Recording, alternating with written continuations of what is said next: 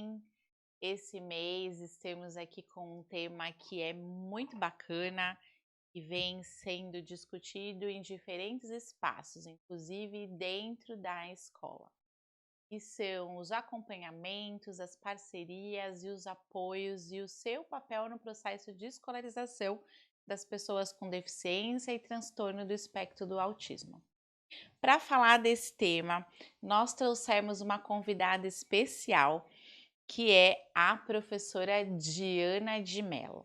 Eu vou ler aqui o currículo dela, porque, gente, é extenso e eu não ia conseguir, assim, rapidamente decorar. Diana é psicopedagoga, possui pós-graduação em Educação Especial pela Unesp, graduação em Pedagogias e em Letras. Atualmente, ela compõe a equipe da Secretaria Municipal de São Paulo, na Divisão de Educação de Jovens e Adultos. Atuou no Centro de Formação e Acompanhamento à Inclusão, Cefai, da Diretoria Regional de Santo Amaro, como coordenadora do Cefai e professora de apoio e acompanhamento à inclusão. É uma das autoras do livro Quando a Educação Especial de Qualidade Acontece. A gente vai pedir depois também no finalzinho para ela contar um pouquinho e mostrar para nós esse livro. Diana, muito obrigada por ter aceito o nosso convite, por estar aqui conosco. Para nós é uma alegria ter uma profissional do seu know-how com a gente conversando, discutindo essas questões que são importantíssimas no processo de escolarização dos estudantes. Obrigada. Eu gostaria que você contasse um pouquinho de você, da sua carreira e como é que você chega aí na área da educação especial, para a gente começar o nosso bate-papo. Bom, eu que agradeço, né, na equipe, pela oportunidade da gente poder ter essa conversa, essa troca, né? É sempre a gente participar de todos esses momentos, poder falar, principalmente, né? Divulgar a importância de todos os espaços. A gente traz, mas a gente entende, compreende que essa questão é complicada, né? Primeiro por se tratar de direito, né? Eu brinco que se trata da democracia do ser necessário do corpo também. Então, a gente aceitar as pessoas e compreender isso, né? Que elas têm todos os espaços, que é um direito dela. Bom, falando um pouquinho da minha trajetória, então, eu ingresso aí, né? Então, como que eu cheguei, né? Pois é. Como? Peraí. Deixa eu estruturar pelo menos o início da frase.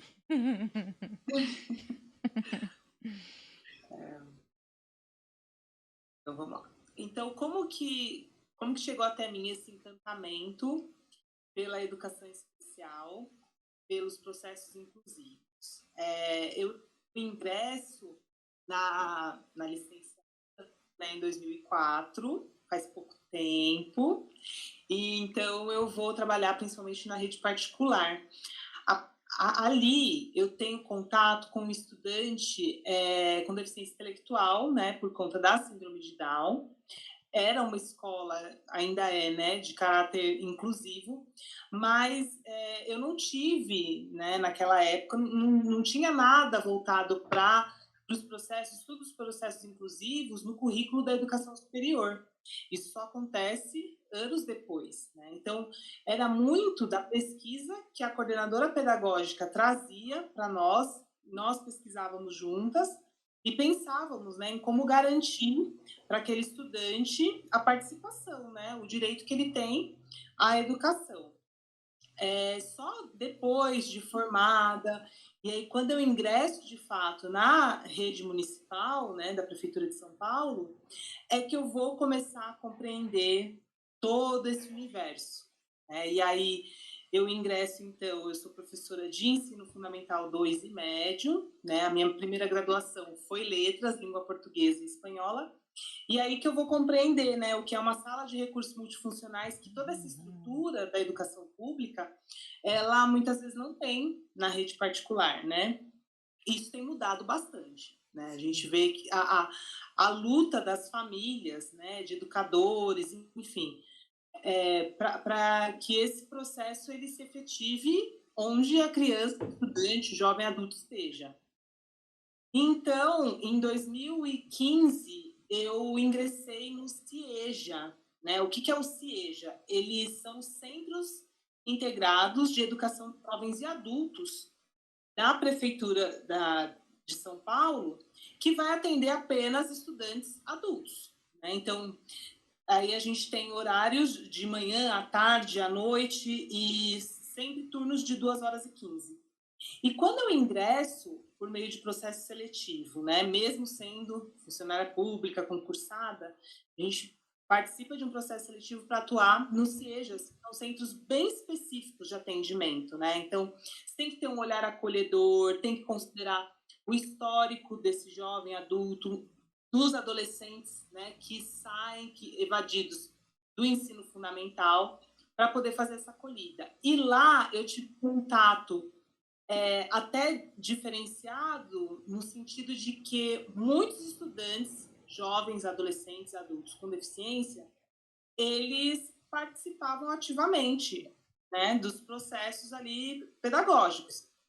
E aí me surgiu essa inquietação. Eu já tinha vivido isso, né, no ensino fundamental, só que a gente tem, né, a sala de recursos multifuncionais, a gente se apoia muito nesses profissionais até entender melhor como que funciona.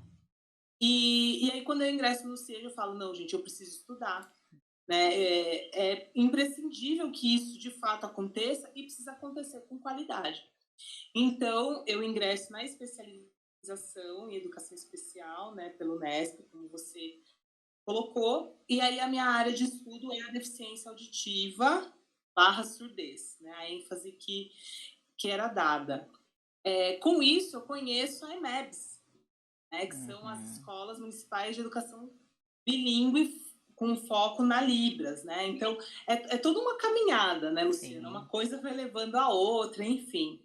E quando eu participei dessa pós-graduação, então, o Cefai, que são os Centros de Formação e Acompanhamento à Inclusão, distribuídos nas 13 diretorias regionais de educação da cidade de São Paulo, eu fui convidada a fazer parte da equipe, né? E aí eu vejo, então, uma nova forma de você fazer esse acompanhamento das pessoas, né, com deficiência nas unidades escolares. E aí eu compreendo melhor o que é o atendimento educacional especializado, a função, né, do professor de atendimento educacional especializado, do professor itinerante, os processos colaborativos, o trabalho colaborativo, sempre em troca, em diálogo com os professores das classes comuns. E então, quando eu chego então no Cefai, né, para mim, assim, eu dizia que era uma pós-graduação por dia, porque a gente Aprender na vive prática. muitas coisas. E aí você tem, né, as interseccionalidades. Então, você tem a criança com deficiência, numa situação de vulnerabilidade, né? Você tem uma família que está ali numa situação vulnerável, você tem uma estudante, né, uma menina negra com deficiência. Então, né, essas somativas, né, que vão aparecendo, surgindo, e aí é isso, né? É o estímulo para a gente continuar e seguir nos processos de formação, para a gente conseguir retribuir, e é isso, né? Se investir da luta para dizer, olha, peraí, vamos aqui, né, modificar as estruturas que ainda não compreenderam, né, o que é necessário fazer para que as coisas aconteçam. Sim, é bacana, Diana, que você vai trazendo na sua fala, você veio acompanhando o percurso histórico, você começou lá em 2004, né? Você vem acompanhando o percurso histórico até das mudanças terminológicas, legislativas, dentro do próprio processo de escolarização. E a gente que faz parte da Prefeitura de São Paulo, a gente tem ali um lugar bem confortável no sentido que a gente já tem bastante equipamento fazendo esse atendimento, né? Que ainda está longe de estar perfeito, mas a gente já tem esses equipamentos e você fez parte tanto ali como professor, na escolarização do adulto e dentro do centro de formação. Então é uma expertise que para nós aqui na região da qual a gente tem a moradia, e aqui especificamente em Mongaguá, carece, né, dessas referências, desses marcos, desses momentos de como começa, por que começa, da onde vem. Então foi até um dos pontos que a gente conversava para pensar no que a gente poderia hoje trazer aqui, nessa perspectiva de trazer para o familiar, para o responsável, ou até mesmo para algum profissional que venha assistir o nosso programa, uma luz para pensar nesses processos. A gente sabe que, diante das questões da escolarização da pessoa com deficiência ou transtorno do espectro do autismo, a gente tem aí muitas legislações que vêm trazendo alguns apontamentos do que seria bacana de acontecer, né? E aí eu tô dizendo bacana, mas não, quando tá na lei é o que deveria acontecer. Mas a ideia é a gente conversar um pouquinho assim, é necessário? Para que é necessário? Então, assim, o que são essas parcerias? O que é apoio? O que é acompanhamento? Isso, apoio e acompanhamento é a mesma coisa? Um estudante adulto que tenha deficiência intelectual precisa do mesmo tipo de apoio que um estudante criança com deficiência intelectual? Ou todas as pessoas que venham a ter uma deficiência intelectual vão precisar de um apoio? Quais são os acompanhamentos que você tem visto aí ao longo da sua carreira que fazem mais sentido para esse processo de desenvolvimento, sobretudo para quando chega lá na vida adulta? Porque a gente às vezes tem essa impressão que quando as discussões da área da deficiência param na escolarização até o nono ano, né? Parece que depois do nono ano não acontece mais nada, né? E você foi já além, né? Então você tem aí para trazer a sua experiência, que para nós é muito rica. Então eu queria que você falasse um pouquinho o que são esses apoios, o que são parcerias, o que é um acompanhamento, quais você observa que de fato são necessárias e precisa ter essa intersecção que você trouxe aqui, até para pensar as outras questões, né? Como as questões de raça, gênero e por aí vai. Luciana, quando você traz essa questão, né, desse olhar bem específico da Prefeitura de São Paulo, realmente é um privilégio poder acompanhar e fazer parte, né? Mas eu também penso, quando você traz a questão das declarações, dos direitos, portarias, decretos, que vão assegurando cada vez mais e garantindo o acesso, principalmente quando a gente fala das pessoas com deficiência, aos serviços sociais, e aqui em pauta a educação, é importante a gente lembrar que todas elas surgiram após uma luta coletiva. Né? Então, eu penso que se os munícipes de Mongaguá, né, se os pais, familiares, enfim, as pessoas envolvidas nesse processo, elas sentem essa necessidade, né, de ter órgãos, documentos, orientadores, enfim, né, de ter uma diretriz mais definida, a gente precisa, né, se movimentar para que isso aconteça. Né? Então, é importante que as pessoas se organizem, né, coletivamente e levem essa necessidade aos locais, né, aos órgãos públicos, que daí a gente inicia um movimento, né, vai apresentando ali as necessidades e as demandas que de fato existem, que precisam ser vistas, e aí o poder público ele é necessário que dê uma resposta. Né? Então, eu penso que é um caminho possível dentre tantos outros. Né? Então, nada é feito sem uma manifestação coletiva, uma luta coletiva. Né? Acho que é um aspecto que a gente precisa pensar e se organizar, né, coletivamente. Em relação aos apoios e acompanhamentos, o que de fato você traz? Né? Existe uma diferença muito grande quando a gente pensa num apoio, né, apoio e acompanhamento, mas quando a gente vai fazer isso com crianças da educação infantil, né, e com jovens e adultos, né, inclusive assim, a gente pode até pensar numa diferença desse acompanhamento e desse apoio para o jovem adulto que está numa sala de educação para jovens e adultos, né, na intenção de concluir o ensino fundamental, concluir o ensino médio, quando ele está na educação superior, também são formas e meios diferentes da gente pensar sobre isso.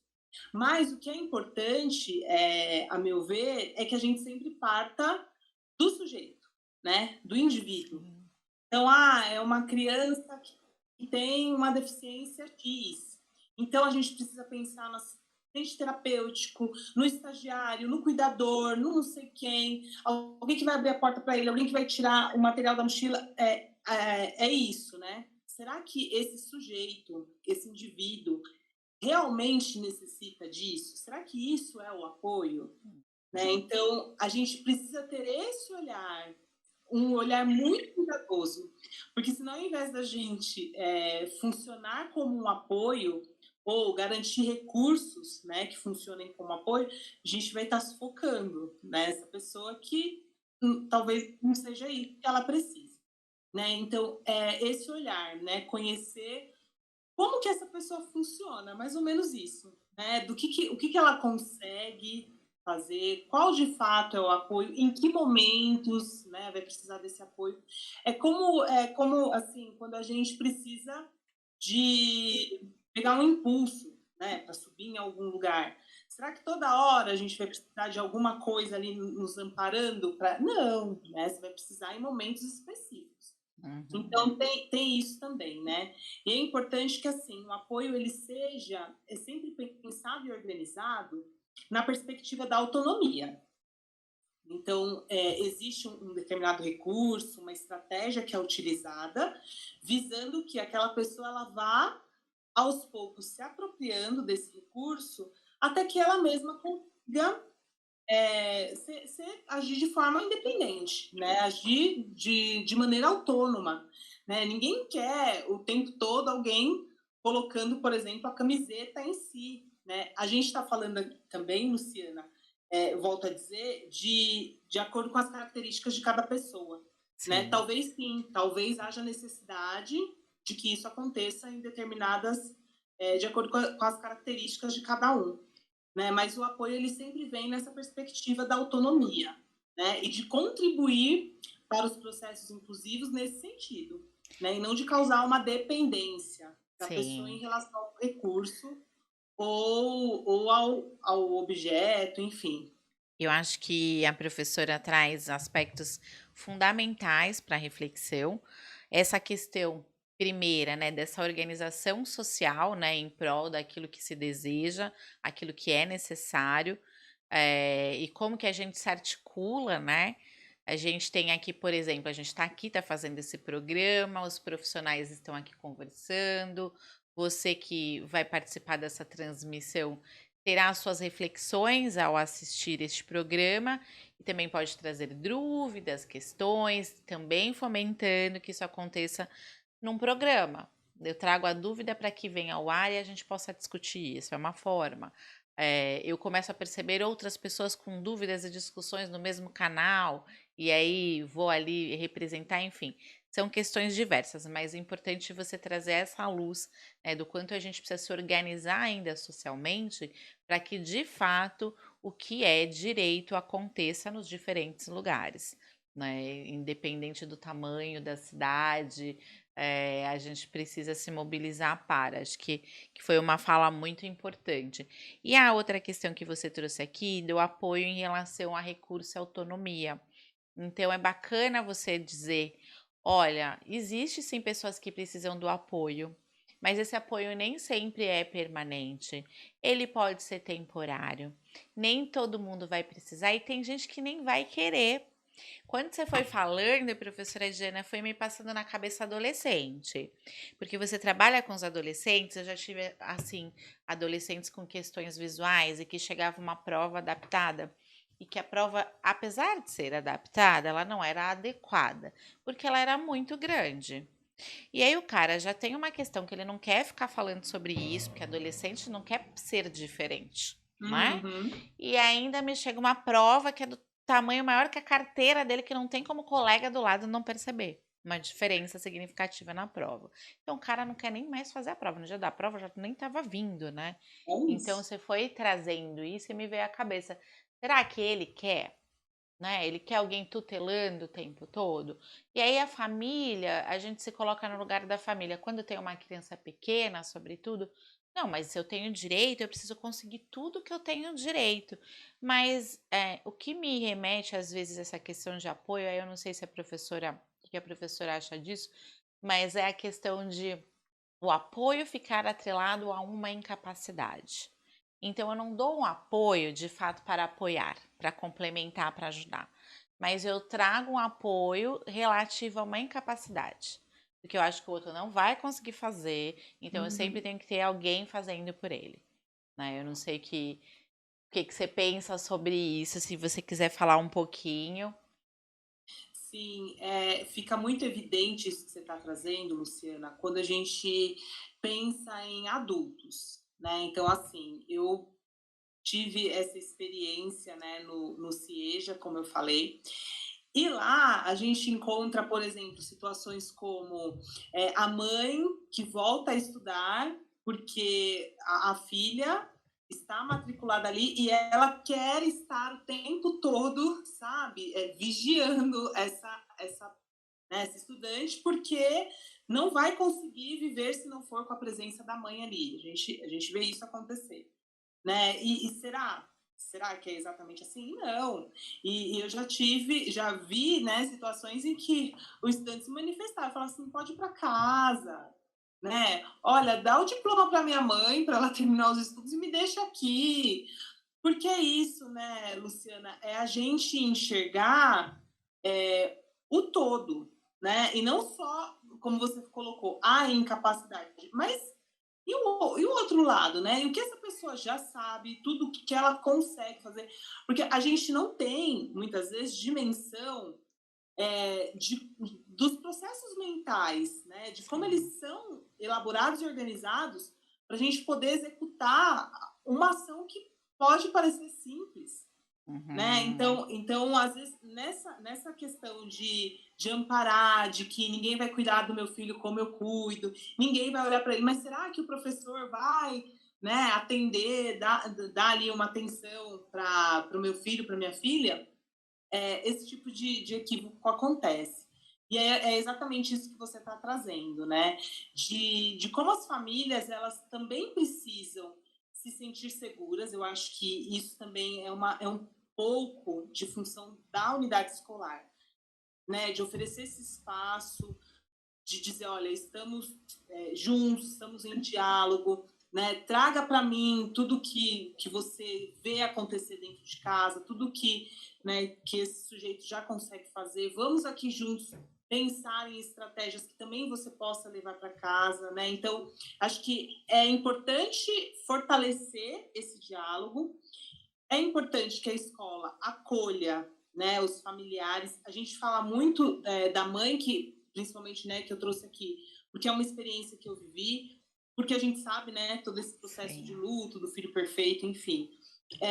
E porque tem essa questão do cuidado mesmo. Né? Então, não tem como a gente dizer também que vai deixar lá, vai dar as costas e vai ficar tranquila. A gente sabe que é um processo, né? Então, e é um processo que ele precisa ter esse apoio, essa parceria da escola, né? Então, Uhum. assim, eu penso exatamente isso, né? Que a gente precisa deixar as coisas acontecerem e ir nessa troca, né? Nesse fortalecimento, tanto em relação à escola dar o apoio, não apenas para o estudante, né, porque isso vai acabar acontecendo, mas Sim. principalmente para essa família, né, que chega lá cheia de dúvidas, que chega querendo tudo o que é direito e que muitas vezes não é necessário. Né? Uhum. É o que você colocou. Não é porque tem lá um CID, né, um papel médico dizendo que, olha, precisa disso, disso, disso, né? Ou aqueles nomes que a gente olha e fala assim, minha nossa, como que será que é essa criança? Porque muitas vezes, né, na hora da matrícula, chega o papel com o nome de anomalia não sei do que, não sei do que, síndrome não sei do que lá.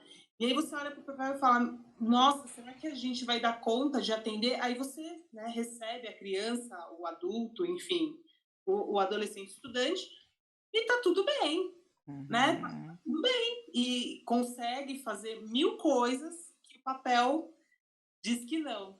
Né? Então É. é importante, se eu penso, Luciana, que talvez a gente tenha esse olhar, né? de dúvida, de cautela e de preocupação extrema, vamos dizer assim, por conta do modelo médico, né? Então, é como se a gente tivesse introjetado na nossa mente que quem entende muito bem de corpo é a medicina, né? Uhum. Educador, será que entende de corpo? Né? Então, se não for o médico dizer e escrever ali no papel e dar o carimbinho, olha, eu quero porque o médico disse, né? Então, eu acho que tem um pouco disso também, né? De Sim. que, olha, a educação, ela vai ter, claro, né? Dependendo aí das características de cada um, ela vai ter o diálogo com a saúde dentro do que for necessário, mas a educação, ela tem uma função social, né? Ela tem uma função de ensinagens e aprendizagens. Então, a gente precisa também oferecer essa garantia para essas pessoas, né? Sim, quando você vai trazendo essa questão do modelo médico, para mim, dentro dos estudos que eu venho fazendo ao longo do tempo, me passa a questão ainda da cura, mas então ainda tem essa questão do corpo, de um formato de corpo. A gente ainda está distante de sair disso, e aí eu fico buscando curar. O exemplo é quando eu tenho, por exemplo, estudantes com um transtorno do espectro do autismo, e aí, ele tem inabilidade social, inabilidade na fala, é comunicação, inabilidade nas ações e questões de interação. E aí, vamos trabalhar o quê? Vamos trabalhar exatamente essas 3 áreas. Não se entende que ele fala de forma diferente, que ele interage de forma diferente, que ele está no meio social de forma diferente e que isso não tem que ser um problema, porque esta é a forma dele, é a forma singular. Mas ficam tentando trazer ele para dentro do que foi colocado aí socialmente ainda como normalidade. E aí, quando você veio falar disso do modelo médico, eu falei, tá vendo? Olha, as junções dessas questões que ainda assim aparecem. E a família, que não é um profissional, o responsável não é um profissional, ela vai ouvir o que está permeando, é o que você falou, ainda a medicina tem um peso muito grande. Por outro lado, ainda as áreas das humanas, pouco se humaniza quando necessário, então a escola nem sempre está bem disposta para explicar os seus processos, ou às vezes não é nem que ela não tem essa disposição, mas é que ela vem sendo atropelada por questões diversas, que às vezes nem é só da escola, é uma questão que precisa ser compartilhada com demais profissionais. Também tem profissionais que precisam retomar isso que você falou brilhantemente da função social da escola.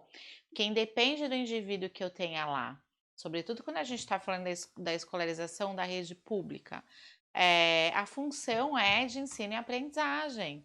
Na escola é este processo que se faz.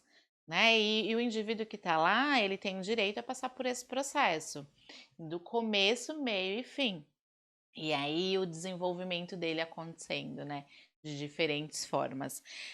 E o que você trouxe também que eu acho que é bacana, porque aí você disse assim: olha, a gente tem a família, o responsável, a pessoa com deficiência, mas o que vai funcionar nessa relação é a parceria.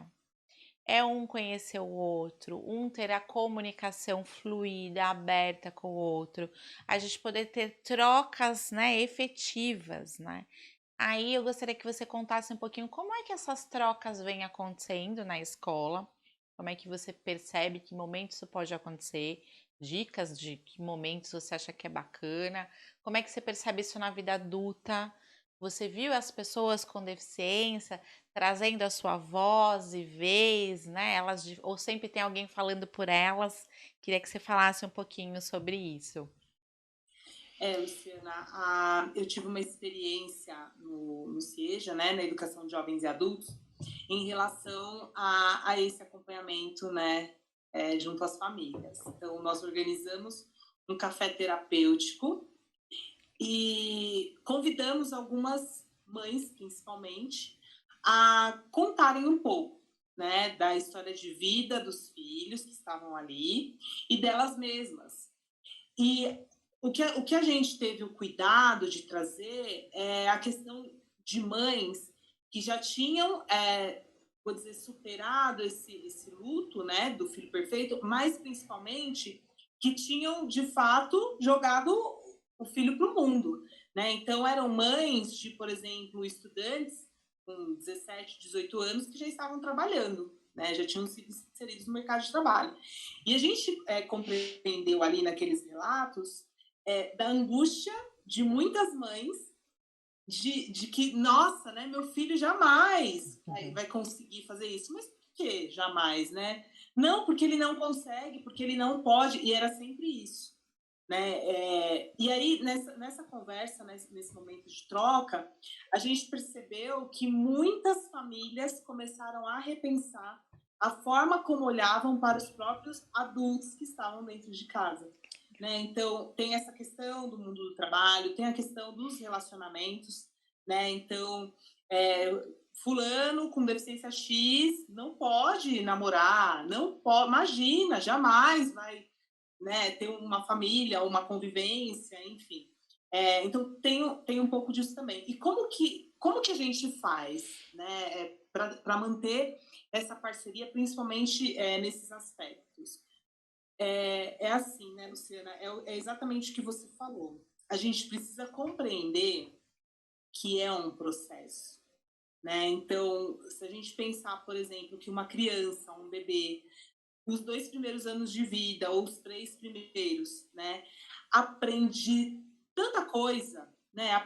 Primeiro aprende a virar a cabeça, depois aprende a engatinhar, e aí vai escalando os móveis, aí vai aprendendo a andar, e solta as primeiras palavras. É pouco tempo para um monte de coisas que se aprende, né? Por que a gente quer, em um mês, 2, fazer com que uma família, né, fazer com que pessoas compreendam todos os processos inclusivos né, vamos avançar assim. Então, eu acho que é isso, né? Parte de um processo, parte de um diálogo de muito acolhimento. Né? Então, esse exemplo do café terapêutico, né, que foi uma reunião mesmo, né, das famílias, e das famílias falarem para as famílias. Então, não tinha lá psicólogo, não tinha assistente social, não tinha educador falando, eram mães trazendo seus relatos. Acho que é bem importante, né, para fortalecer as histórias e assim, né, encorajar, né, essas famílias a, olha, vamos jogar a cria para o mundo, né? É importante isso. Eu acho que esse é um formato.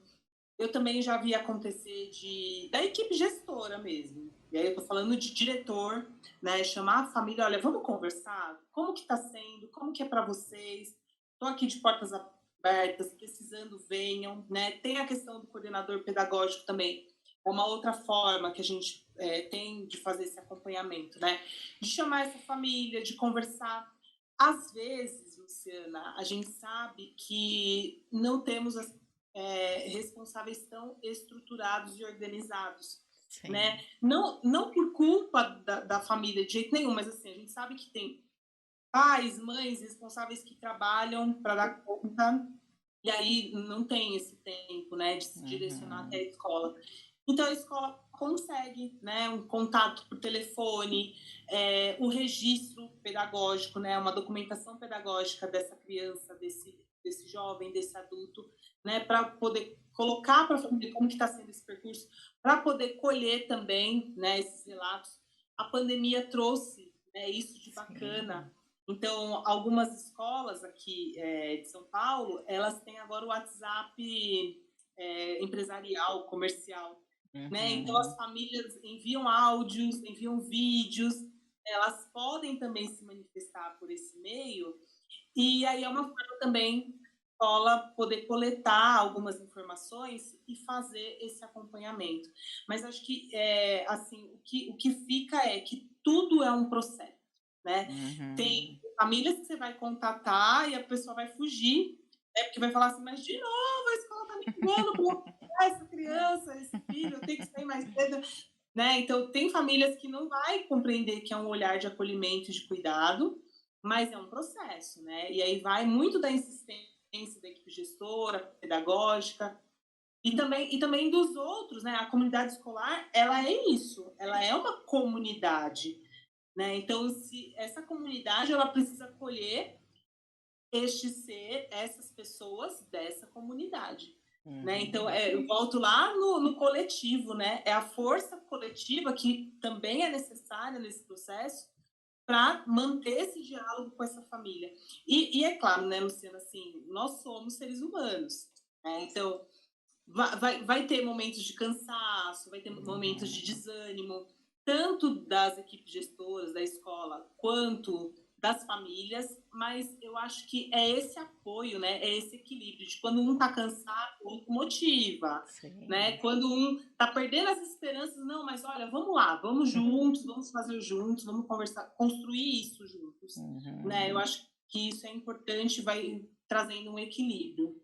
Eu acho que essa dimensão da comunidade, a gente vem perdendo aos longos dos anos por diferentes motivos e variáveis, né, não só a questão escolar, mas a comunidade em si. Você morava num bairro, teu vizinho podia chamar tua atenção, você podia ir almoçar na casa do teu vizinho e estava tudo bem, né. Hoje imagina, você vai chamar a atenção de um filho de outra pessoa, você acaba arrumando até uma briga, Uhum. né. E aí isso acontece, né, a escola não é neutra, isso acontece também na escola. Então, em algum momento também no processo de escolarização, as famílias tiveram uma imagem tão negativa das pessoas com deficiência e dos seus familiares, que elas conseguiram até fazer um movimento de segregar, e que acho que é importante que você está falando dessa retomada. Então a pandemia traz isso que você diz, da gente ter formas diferentes de comunicação e de validar essa comunicação, mas traz também essa importância de olhar a comunidade, porque agora o que o outro está fazendo ficou muito claro que me influencia, tanto de forma negativa nesse processo todo que a gente passou pela Covid-19, mas também positiva, de tudo que a gente pode fazer junto, de tudo que a gente pode fortalecer. E acho que a ideia de ter essas conversas aqui mensal é exatamente essa, de nos fortalecer, de ouvirmos outras pessoas falando sobre as questões que acontecem também com a minha própria família, de pensar questões que às vezes ainda passou na minha cabeça. Eu nem tô nesse momento ainda, meu filho nem na escola está, mas que talvez eu possa me preparar melhor para esse momento, né? Então eu acho que é muito bacana. Isso que você trouxe do registro é muito bom. Não existe só uma forma de registro, não existe só uma forma de comunicação. Então, como é que as escolas podem abrir esse leque de comunicação e de registro para que de fato a família acompanhe? Aquela família que não pode acompanhar ali presencial e que isso seja qualificado, né? Não seja um registro ali contando uma historinha, seja de fato um registro que diga o perfil, né? E que a escola também faça esse processo de ouvir o que a família tem de construção com esta pessoa, né? Que Hum. tá ali tantas horas na família e traz tantas dicas, tantas formas de interação que são importantíssimas para a escola. Diana, a gente está se aproximando do fim. Eu gostaria que você mostrasse o seu livro, contasse um pouquinho do seu artigo para nós, onde a gente encontra o livro, desse o seu recado, como é que a gente consegue falar com você, quem quiser falar com a professora, convidá-la aí para palestras, como é que a gente te acha? Tá bom, ó, Tena, esse daqui é o livro, né? Não sei se dá para ver Dá aí. sim. É o artigo que eu escrevi para esse livro. Fala um pouco sobre, né? Comenta um pouco sobre exatamente isso, né? A manifestação dos adultos, jovens e adultos com deficiência, né? Por meio da oralidade, principalmente. Né? Então, a gente vive numa sociedade que a escrita, né, ela é importante, são os documentos, são as assinaturas, enfim. Mas é a oralidade, né? A gente não pode perder de vista. Então, eu trago um pouco, conto um pouco dessa experiência dos Que saraus, legal. e foi também, né, um projeto que trouxe a premiação para o CIEJA, né, onde eu trabalhei em 2018. A gente acabou tendo aí o prêmio Paulo Freire, né? E que narra exatamente disso, né? De como essas pessoas elas se identificam com outras narrativas, não necessariamente de pessoas que tenham deficiência, porque é disso que a gente está falando aqui, né? O Sim. olhar para o sujeito, para o indivíduo, antes de um laudo, de uma deficiência ou de uma incapacidade, né? Então, é um pouco disso, né, dessas reflexões que eu trago. Dá para adquirir o livro por meio da editora, né, Livro Alternativo, e pode me contatar pelo meu e-mail mesmo. Né? Acho que você pode colocar aí na descrição da nossa conversa, Diana com dois N's, melissilva@gmail.com. E eu estou aberta aí para a gente trocar umas ideias, bater um papo, tomar um café. É só me chamar. Obrigada, Jana. Obrigada por hoje, obrigada pela conversa. A gente vai repetir depois seu e-mail na descrição. Eu quero agradecer imensamente a doação do seu tempo, do seu conhecimento. A gente vai conversando com você, é muito gostoso. Quero ficar mais tempo, né? Mas o tempo aqui você vê que passa rápido, né? A gente se programa tudo, mas a coisa vai acontecendo muito rápido. Então, eu quero agradecer sua participação, dizer que é um prazer tê-la conosco aqui. Vamos falar outras vezes, vamos pensar aí em novas pautas e temas para que você esteja aqui, né? Para a gente é muito importante falar da vida adulta da pessoa com deficiência, sobretudo as questões que se remetem à sexualidade, drogas, as coisas da vivência da juventude e da vida adulta, que acho que são pautas que são pouco faladas. Então, agradeço muito. Um grande beijo para você. Espero que você tenha gostado de estar aqui conosco. Eu vou aproveitar também para agradecer algumas pessoas que estão ali trazendo mensagens, né, nos programas. Então, a Valdete agradece, diz que o programa foi muito esclarecedor. A Manuela fala da linguagem acessível, conteúdo bem desenvolvido. A Cláudia diz que o programa tem trazido excelentes contribuições. O Haroldo dá os parabéns a nós, a temática, a forma didática da fala. E é isso, aqui nosso objetivo aqui é trazer informação, discutir temáticas reais, né, de que fato acontecem com os nossos estudantes, com os nossos filhos, com os nossos parentes, né? E desmistificar algumas questões, né, professora? Desmistificar, porque a gente às vezes vai para uma questão que é muito especializada e sai do humano, né? Então a gente mais uma vez desumaniza e a gente está voltando aí e fala, ó, a inclusão tem a ver com a pessoa, com o indivíduo, com o sujeito, né? Não o laudo. Então a gente não pode esquecer disso. Agradeço. Quer deixar suas últimas palavras? Sim, eu que agradeço, Luciana, agradeço a você pelo convite, toda a equipe, estou à disposição. E é isso mesmo, né? Ela é uma luta constante. A gente precisa, né, de fortalecer esse diálogo em todos os espaços, em todos os momentos, e pode contar comigo aí sempre que precisar. Obrigada, Diana. Um abraço. Obrigada, No, gente. Até o próximo programa. Espero que vocês tenham gostado.